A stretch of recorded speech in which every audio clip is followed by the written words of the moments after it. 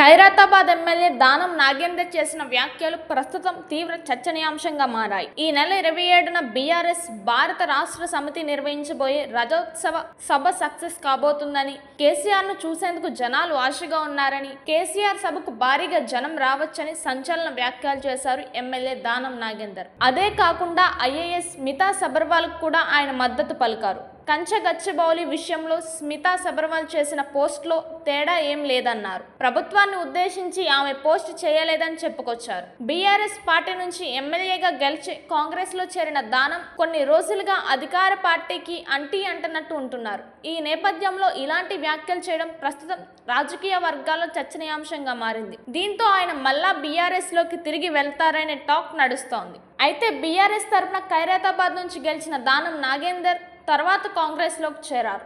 Parliament ఎన్నికల్లో కాంగ్రెస్ తరఫున సికింద్రాబాద్ నుంచి ఎంపీగా పోటీ చేసి స్వల్ప తేడాతో ఓడిపోయారు. అయితే పార్టీలో చేరే ముందు కాంగ్రెస్ తనకు ఇచ్చిన హామీలు నెరవేర్చకపోవడంతో ఆయన పార్టీకి దూరంగా ఉంటున్నట్టు తెలుస్తోంది. ఈ మధ్య జరిగే పార్టీ సహా ప్రభుత్వ కార్యక్రమాల్లో కూడా ఆయన ఎక్కువగా కనిపించడం లేదు.